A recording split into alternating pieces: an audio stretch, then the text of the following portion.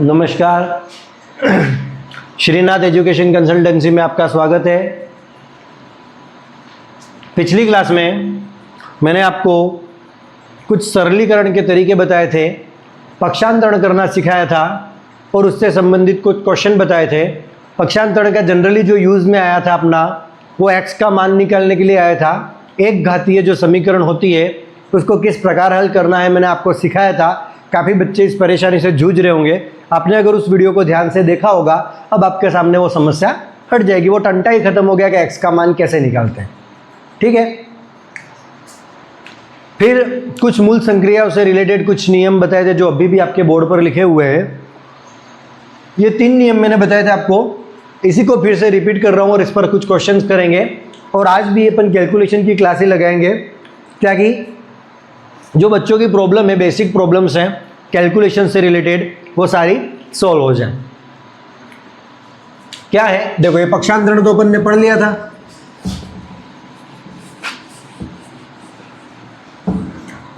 मुख्य ये 3 नियम है। जब हमें दो संख्याओं के बीच संक्रिया जोड़ और घटाओ, ये दोनों चिन्ह दे रखे हो तब की अपन ये बात कर रहे हो, गुणे में ये सब चीजें बदल जाती है। जब हमें ये बात तब है जब हमें प्लस वो माइनस करना हो,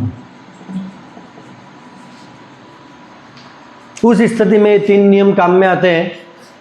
ये 3 नियम क्या होते हैं? अगर दोनों संख्याएं, यहाँ पे कोई सी भी संख्या है, यहाँ पर भी कोई सी भी संख्या है, अगर ये दोनों संख्याएं प्लस की हैं, जैसे यहाँ पर लिखा है 7 और ये 5, 7 भी प्लस का है, 5 भी प्लस का है। जब दोनों संख्याएं प्लस की हो तो हम जोड़ करते हैं। क्या करते हैं? जोड़। और जो चिन्ह है वो किसका लगता है? प्लस का लगता है। तो दोनों संख्या, ये 7 है और ये क्या है? 5, ये दोनों प्लस की हैं, तो दोनों को जोड़ने पर क्या आया? 12। और चिन्ह प्लस का, यहाँ आगे प्लस लगाना जरूरी नहीं है।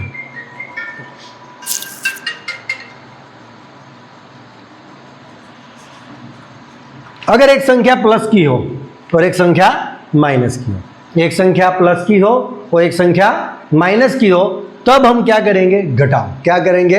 घटाओ। और जो चिन्ह है वो कौन सी संख्या का आएगा?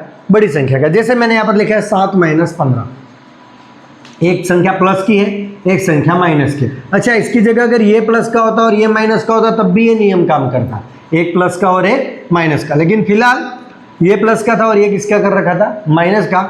जब एक संख्या प्लस की हो, एक संख्या माइनस की हो, तो हम क्या करते हैं? घटाओ। और घटाव हमेशा बड़ी में से छोटी संख्या को किया जाता है। 15 में से 7 गए तो कितने बचते हैं? 8। और चिन्ह जो है वो बड़ी संख्या का आता है। ये 15 बड़ा है 7 से, तो 15 का चिन्ह क्या था? माइनस, इसलिए यहाँ पर आंसर में क्या आएगा? माइनस।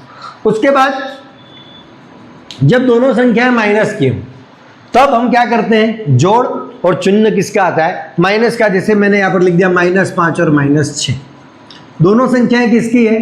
माइनस की है, तो माइनस माइनस जोड़ होता है और चिन्ह माइनस का आता है, इसलिए आंसर आएगा -11। मेरे हिसाब से आपको ये 3 बातें समझ में आ गई होगी। अगर ये 3 बातें समझ में आ गई हो तो अपन कैलकुलेशन के कुछ क्वेश्चंस करते हैं। जनरली होते सबके सही है, लेकिन जिनको नहीं आता है वो गलती कर बैठते हैं। देखिए, कुछ क्वेश्चंस लिखता हूं मैं आपके सामने, कुछ आप अपनी मर्जी से बनाकर उसको करिएगा। देखिए साहब क्या होता है।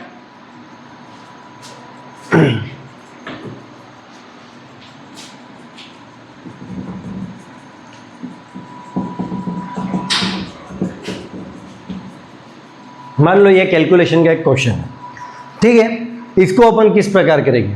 अभी मैंने जो 2 नियम लिखवाए थे, 3 नियम, उसमें 2-2 संख्याओं पे संक्रिया थी, तो अपन एक बार जनरल मेथड देखते हैं, फिर मैं आपको इसको इसी तरीके से करना भी सिखाऊंगा। सबसे पहले मैंने इन दोनों संख्याओं को देखा, ये पीछे वाली से अपन को मतलब नहीं। जब मैंने इन दोनों संख्याओं को देखा तो एक 3 है और एक माइनस का 7, ये प्लस का है और एक माइनस का। देखो, जब दोनों संख्याएं प्लस की होती है तो हम क्या करते हैं? प्लस, और चिन्ह भी किसका आता है? प्लस का। दोनों संख्याएं माइनस की होती है तब भी हम क्या करते हैं? प्लस, लेकिन चिन्ह किसका आता है? माइनस का। अगर एक संख्या प्लस की होती है और एक माइनस की होती है तब हम क्या करते हैं? माइनस, और चिन्ह किसका आता है? बड़ी संख्या का। बस इतना अपन को याद रखना है। तो एक संख्या प्लस की, एक संख्या माइनस की, एक संख्या प्लस की, एक संख्या माइनस की, तो हम क्या करेंगे? माइनस। तो 7 में से 3 गया तो कितना बच जाएगा? 4। और चिन्ह बड़ी संख्या का, बड़ी संख्या कौन सी है? 7। 7 का चिन्ह क्या है? माइनस, तो यहाँ पर क्या आ जाएगा? माइनस। थोड़ा सा बड़ा लिख देता हूँ, -4। ठीक है। अब ये जो बाकी का पोर्शन था उसको एज इट इज उतार लो, प्लस का 6, माइनस का 8, माइनस का 10। अब इन दोनों पे चीजें अप्लाई करनी है, एक संख्या प्लस की, एक संख्या माइनस की, तो क्या करते हैं माइनस, तो 6 में से 4 गया तो कितना बचता है 2। चिन्ह बड़ी संख्या का, बड़ी संख्या कौन सी थी 6 का चिन्ह क्या है प्लस, इसलिए यहां पर आंसर में क्या आया प्लस। आगे वाला एज इट इज -8 -10, इन दोनों की बारी, एक संख्या प्लस की, एक संख्या माइनस की, तो क्या करना है माइनस, तो 8 में से 2 गया तो क्या बचेगा 6, निशान बड़ी संख्या का क्या आएगा माइनस, यहां पे क्या बच गया माइनस का 10।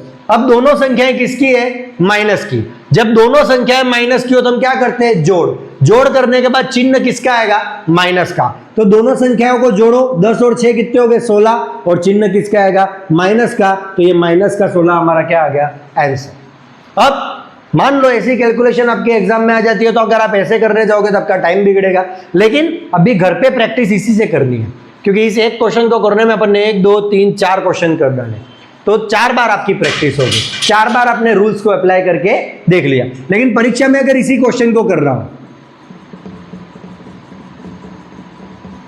तो अपन क्या करेंगे, 3 7 6 8 10, 3 7 6 8 10, ठीक है, plus minus plus minus minus plus minus, ठीक है। तो अपन क्या करेंगे, सबसे पहले प्लस वाली संख्या लिख लो, प्लस वाली संख्या कौन सी है 3, फिर यहां से कौन सी है 6, फिर कोई भी नहीं, तो ये लिख दिया। उसके बाद माइनस लगा दो, क्या लगा दो माइनस, फिर ब्रैकेट में सारी माइनस वाली संख्या लिख दो, लेकिन प्लस में क्या बचा था 7, कौन सी थी 8, और यहां पे कौन सी है 10। देखो मैंने क्या किया, सबसे पहले प्लस वाली संख्या लिख दी, उसके बाद यहाँ पे माइनस का चिन्ह लगा दिया और सारी माइनस वाली संख्याएं लिख दी, लेकिन प्लस में, ठीक है। अब बस 6 और 3 कितने हो गए 9, और इसको जोड़ दो, 8 और 7 15, 15 और 10 कितने हो गए 25। अब बस अंत में तुमको इन दोनों को हल करना है, एक प्लस का है एक माइनस का है, तो क्या करते हैं घटाओ, तो 25 में से 9 गए तो 16, और चिन्ह किसका आएगा बड़ी संख्या का, बड़ी संख्या माइनस की, तो यहां पर क्या आएगा माइनस, वही आंसर आएगा। ऐसे क्वेश्चन ओरली सॉल्व किए जाते हैं, कैसे, प्लस वाले जोड़ लो, 3 और 6 कितने हो गए 9, तो यहाँ पे 9 लिख दिया, फिर 7 8 15, 15 और 10 कितने हो गए 25, बीच में निशान किसका लगा दिया माइनस का। याद रखना पहले प्लस वाली कर रहा फिर माइनस वाली कर रहा, समझ में आ गया। अगर पहले माइनस वाली करते हो तो पहले माइनस लगाना पड़ेगा फिर प्लस लगाना पड़ेगा, ठीक है। लेकिन ज़्यादा कंफ्यूज होने की जरूरत नहीं है, यहाँ पर पहले प्लस चिन्ह वाली और फिर माइनस चिन्ह वाली, ये माइनस चिन्ह वाली से सबसे माइनस लेके ने बाहर रख दिया था, इसलिए सबको प्लस में किया। आपको समझ में आ गया होगा ये सरलीकरण क्या होता है, ठीक है। एक आधा और क्वेश्चन देख लेते हैं ताकि आपका कॉन्फिडेंस और बढ़ जाए, ठीक है। दोनों तरीके से आप कर सकते हैं।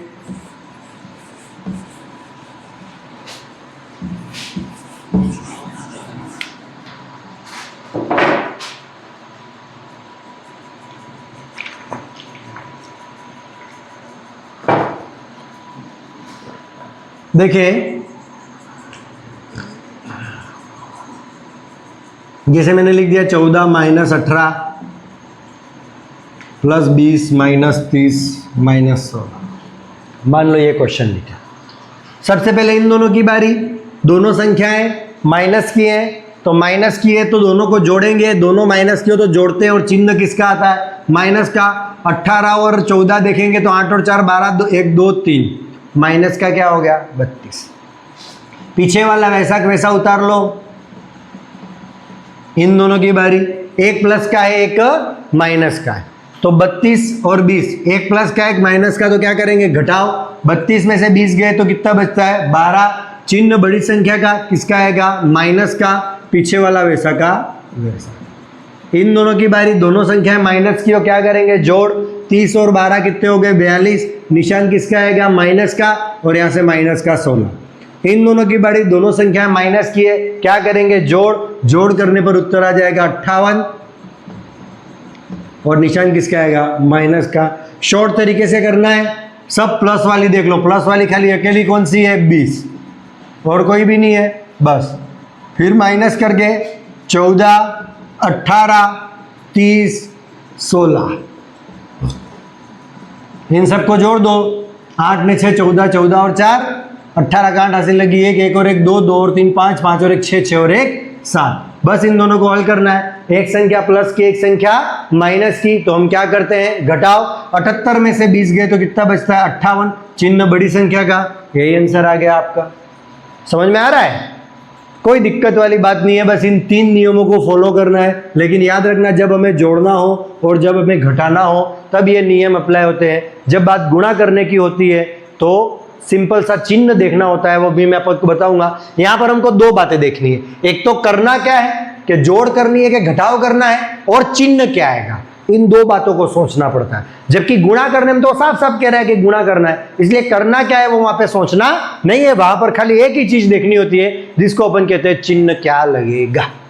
आगे बात समझ में, तो वो चिन्ह क्या लगेगा वो थोड़ा सा अपन को ध्यान में रखना है। मैं अभी आपको गुणा बता देता हूं, देखिए जरा ध्यान से।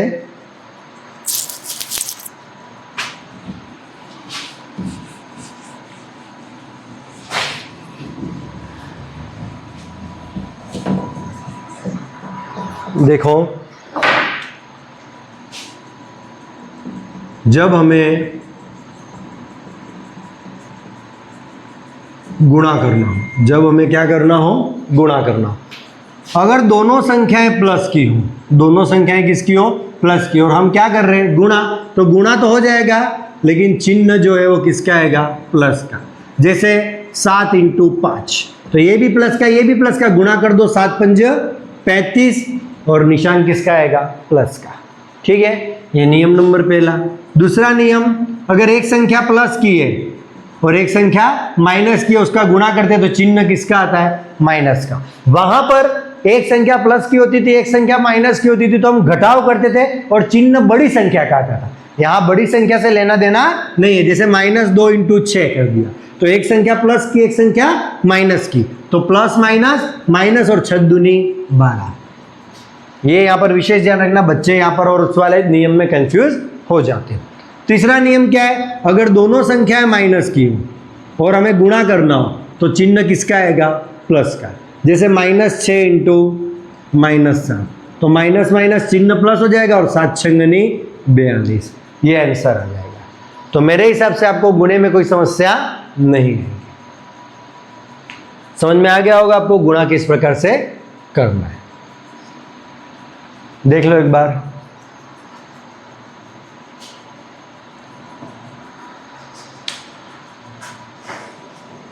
ठीक है, देखो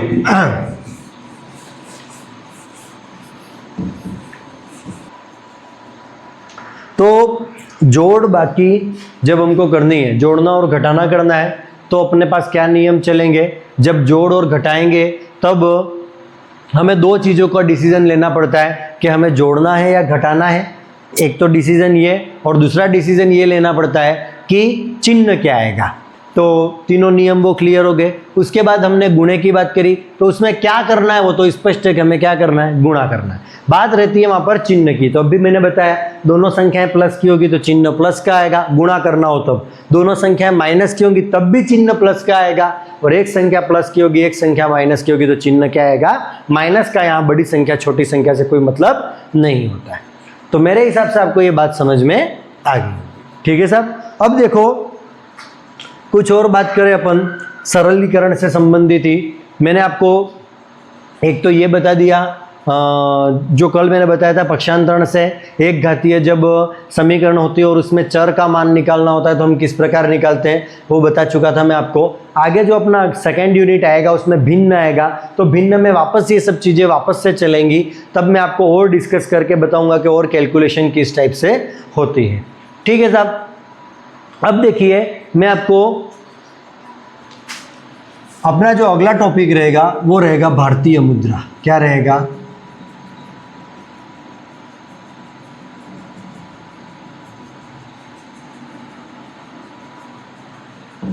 भारतीय मुद्रा। ये जो अपना टॉपिक रहेगा, मुद्रा का मतलब रुपये। सब क्या कर रहे हैं, जीवन जीना चाहते हैं, अच्छे से जीना चाहते हैं, और उसके लिए किसकी ज़रूरत होती है, रुपयों की। तो इसको तो छोड़ ही नहीं सकते। भारतीय मुद्रा है भाई। भारतीय मुद्रा जैसे 1 रुपया, अपने चलो भारतीय मुद्रा क्या होती है, रुपया। क्या होती है, रुपया। हर जगह करेंसी अलग चलती है, जैसे अगर हम बात करें कुवैत में या अरब कंट्रीज में तो दिनार चलता है, ठीक है। और कहीं पे बात करें तो कुछ और चलता है, जैसे कि मेरे को अभी कुछ याद नहीं आ रही। और मुद्रा की अपन बात करें तो कहीं दरम चलता है, उसके बाद दिनार चलता है, ये रुपया है अपना, उसके बाद कहीं येन चलता है, जापान में येन चलता है। तो इस प्रकार से जो है वो मुद्राएं अलग अलग होती है। तो भारतीय मुद्रा क्या होती है? रुपया। और तुमने नियम रुपयों में ये वाला चिन्ह देखा होगा, पहले ये था, अब ये वाला, तो ये रुपये का क्या है? चिन्ह, ठीक है। हम जानते हैं 1 रुपया, किसकी बात करें? 1 रुपया, या जनरली ऐसे लिखा जाता है ₹1। 1 रुपया, 1 रुपया यानी कि कितने पैसे होते हैं? 100 पैसे। कितने पैसे होते हैं? 100 पैसे। कितने पैसे होते हैं? 100 पैसे। आपको आता है, मुझे पता है, लेकिन जब क्वेश्चन आता है ना तोते उड़ जाते हैं। तब पैसा रुपया ऐसा पढ़ पढ़ के ना अपना दिमाग खराब हो जाता है। तब हमें पेशेंस की ज़रूरत होती है, धैर्य की ज़रूरत होती है, तो उस क्वेश्चन को अपन सॉल्व कर सकते हैं। अभी क्वेश्चन करेंगे तो आपके मजे आ जाएंगे, तोते उड़ेंगे। अब 1 रुपये के वैसे अगर अपन 4 टुकड़े करें, कितने टुकड़े करें? 4। तो चौथा हिस्सा यानी कि 1/4, 1/4, 1/4 और 1/4। 1/4 का मतलब क्या होता है? 25 पैसा। क्या होता है? 25 पैसा। ये पी का मतलब पैसा है, ठीक है। तो 25 पैसे, 25 पैसे, 25 पैसे, 25 पैसे, तो टोटल कितने पैसे हो गए? 100 पैसे। अगर मैं यूं कहूं कि 1 रुपये में या 1 रुपया बराबर, ऑप्शन नंबर 1 4 25 पैसे के सिक्के, ऑप्शन नंबर 2 1 50 पैसे का सिक्का व 2 25 पैसे के सिक्के, ऑप्शन नंबर 3 2 50 पैसे के सिक्के, option number 4 none, sorry all. तो हमें 1 रुपया किसके बराबर है वो चूज करना है, ठीक है। तो जब ऐसा प्रश्न आता है तब हमें थोड़ा सा दिमाग लगाना पड़ता है, हमें पेशेंस से पढ़ना होता है। 1 रुपया किसके बराबर है? 4 25 पैसे किसे से होता है 1 रुपया? सही बात है। 1 50 पैसे का सिक्का और 2 25 पैसे के, 2 25 पैसे के यानी कि ये भी 50 पैसा, 50 पैसे और 50 पैसे 100 पैसा, यानी कि ये भी क्या आ रहा है? 1 रुपया। उसके बाद 2 50 पैसे के सिक्के, तो कितने पैसे हो गए? 100 पैसे, यानी कि ये भी क्या हो गया? 1 रुपया। तो ये तीनों बातें जो हैं वो 1 रुपये के बराबर है, इसलिए इसका ऑप्शन क्या जाएगा? ऑल। क्या जाएगा? ऑल।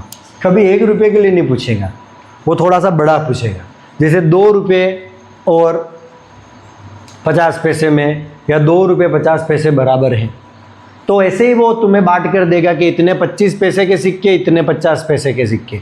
तो हमें जितने 25 पैसे के सिक्के हैं उनको काउंट करना है, जितने 50 पैसे के सिक्के उनको काउंट करना और सबको प्लस कर देना, ठीक है। जैसे ये 1 रुपया है तो अपन को पता है कि 1 रुपया किसके बराबर है? 100 पैसे के बराबर। किसके पैसे बराबर है? 100 पैसे के बराबर है। तो सब जगह 100 पैसा आना चाहिए, जहां 100 पैसा मैच कर रहा होगा वो क्वेश्चन हमारा, वो ऑप्शन हमारा करेक्ट होगा। तो भारतीय मुद्रा वैसे में देखा जाए तो यही तक सीमित है, ये भारतीय मुद्रा। लेकिन क्वेश्चन बड़ा जब बनता है, या थोड़ा सा एक्चुअली इसमें क्वेश्चन जो है वो कठिन नहीं आता है बेटा, क्वेश्चन जो आता है वो डिफिकल्ट आता है। क्या आता है? डिफिकल्ट, यानी कि ट्रिकी आता है। डिफिकल्ट तो कठिन हो गया, ट्रिकी आता है। तो हमें इस प्रकार से ये जो है वो सॉल्व करना होता है। भारतीय मुद्रा अपन जानते हैं किसमें है? भारतीय मुद्रा क्या होती है? रुपया। क्या होता है? रुपया। और रुपये का चिन्ह क्या होता है? ये वाला। 1 रुपये में कितने पैसे होते हैं? 100 पैसे होते हैं। 100 पैसे को अगर अपन बांटे 25 पैसा, 25 पैसा, 25 पैसा, 25 पैसा, ठीक है। अब एक और बात भी होती है, जैसे ध्यान से देखो, ये 1/4 और 1/4 को जोड़ते हैं, 2 25 पैसे क्या हो जाते हैं? 50 पैसे, ठीक है। अगर मैं इन तीनों को जोड़ूं तो ये हो जाता है 75 पैसा। 75 पैसों का अपन क्या कहते हैं? जैसे कि एक सवा होता है और एक पौना होता है।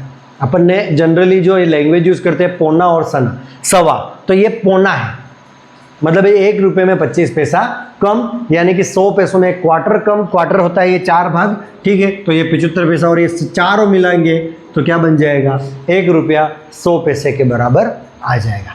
वो क्वेश्चन आपके समझ में आ गया होगा। 1 रुपया बराबर है, मतलब 1 रुपये में इसको किस किस प्रकार से लिखा है उसको ध्यान से देखना है। सभी चीज़ों को पैसों में कन्वर्ट कर दो, हमारा क्वेश्चन इजीली सोल्व हो जाएगा। 1 रुपया यानी कि क्या होता है, 100 पैसा। क्या होता है, 100 पैसा। अब 100 पैसे के लिए मैंने जैसे कि ऑप्शन लिखा था 4 25 पैसे के सिक्के, तो 4 25 पैसे के सिक्के 100 पैसे बनाते हैं, बिल्कुल। तो ये भी 1 रुपया ही है। उसके बाद 1 50 पैसे का सिक्का और 2 25 पैसे के सिक्के, तो 1 50 और 2 25, ये भी वही बात है। 2 50 पैसे के सिक्के, इसमें भी 100 पैसा होता है, ये भी वही बात है। तो ऑप्शन 4 और 4 हमारे लिए क्या हो जाएंगे, करेक्ट हो जाएंगे। तो मेरे हिसाब से आपको ये बात जो है वो भारतीय मुद्रा जो है वो समझ में आ गया। इसके ऊपर क्वेश्चन जो है मैं कोशिश करूंगा अगली क्लास में आपको सिर्फ और सिर्फ क्वेश्चन करवाऊं और क्वेश्चंस की ही प्रैक्टिस हो।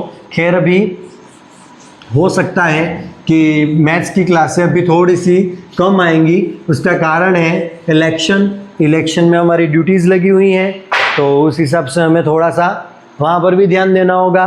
तो वैसे रोज़ की आपको एक क्लास मिल जाएगी, सोमवार से गुरुवार आपको क्लास देने का वादा किया है, तो वो क्लास आ ही जाएंगी। कभी किसी कारणवश कोई टेक्निकल एरर आ जाता है या क्लास अपलोड नहीं हो पाती है, सर्वर इशू आ जाता है या फिर नेट का इशू आ जाता है, तो वो अपलोड नहीं हो पाती है, तो दूसरे दिन मिल जाएगी, लेकिन वो क्लास आपके पास आ ही जाएगी। ठीक है, हम कोशिश भी यही करते हैं कि आपको रोज़ क्लास मिल जाए, लेकिन थोड़ा सा टेक्निकल एरर आने के कारण वो क्लास हमको नहीं मिल पाती है। तो ये जो भारतीय मुद्रा का जो टॉपिक था उसमें मेन चीज़ जो यही समझने की थी। अगर एक क्वेश्चन और अपन करें, जैसे मैंने लिखा है 2 रुपये वो 50 पैसे बराबर है, ठीक है। ऑप्शन नंबर 1 4 50 पैसे व 2 25 पैसे। ऑप्शन नंबर 2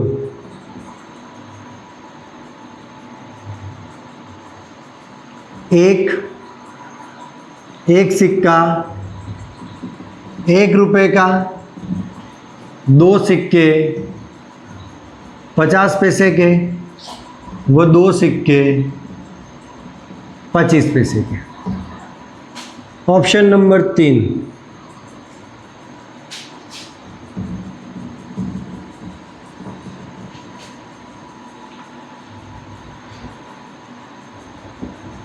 1 सिक्का 1 रुपये का, 3 सिक्के 50 पैसे के, 2 सिक्के 25 पैसे का। Option number 4 none. क्वेश्चन में थोड़ा सा चेंज कर दिया है। ये क्वेश्चन जब आएगा आप बड़े खुश हो जाओगे, लेकिन आपने अगर ध्यान से इस क्वेश्चन को नहीं पढ़ा तो आपको दुखी होना पड़ेगा। 2 रुपये वो 50 पैसे बराबर नहीं है, मतलब इनमें से हमको वो चीज़ ढूंढनी है जो 2 रुपये 50 पैसे के बराबर नहीं। अब 2 रुपये और 50 पैसे में टोटल पैसे कितने होते हैं गिन लो। 2 रुपये यानी कि ये तो हो गए 200 पैसे, ये हो गए 50 पैसे, तो टोटल हो गए 250 पैसे। तो जहाँ 250 पैसा आया वो तो सही है, और जहाँ 250 पैसा नहीं आया वो क्या है, गलत है। तो हमें 2 रुपये 50 पैसे बराबर नहीं है, मतलब इस तीनों में से ऑप्शन या चारों में से कौन सा बराबर नहीं है वो अपन को देखना है। तो देखो 4 50 पैसे, 50 पैसे के 4 सिक्के, तो 50 पैसे 50 पैसे 50 पैसे 50 पैसे, तो ये तो हो गए 200 पैसे। 2 25 पैसे के, तो ये हो गए 50 पैसे, तो 200 और 50 कितने हो गए, 250, मतलब ये तो है, मतलब ये तो 2 रुपये 50 पैसे के बराबर है। उसके बाद 1 सिक्का 1 रुपये का, 1 रुपये यानी कि कितने पैसे, 100 पैसे। फिर 2 सिक्के 50 पैसे के, तो 50 पैसे और 50 पैसे ये कितना हो गया, 100 पैसा। 2 सिक्के 25 पैसे के, तो 25 पैसे के 2 सिक्के कितने हो गए, 50 पैसे। तीनों को प्लस किया, ये भी कितना आ रहा है, 250 पैसे। तो ये भी सही बात है कि 2 रुपये 50 पैसे ये हो रहे हैं। इसको देखें, 1 सिक्का 1 रुपये का यानी कि 1 रुपये के 100 पैसे हो गए। 3 सिक्के 50 पैसे के, 50 पैसे 50 पैसे 50 पैसे कितने हो गए, 150 पैसे। और 2 सिक्के 25 पैसे के, तो 50 पैसे। अब इसको काउंट करो, 150 और 50 200, 200 और 100 कितने हो गए, 300 पैसे। मतलब ये जो है वो 2 रुपये 50 पैसे के बराबर नहीं है। मतलब हमारा ऑप्शन क्या जाएगा, ये किसके बराबर है, 3 रुपये के बराबर है।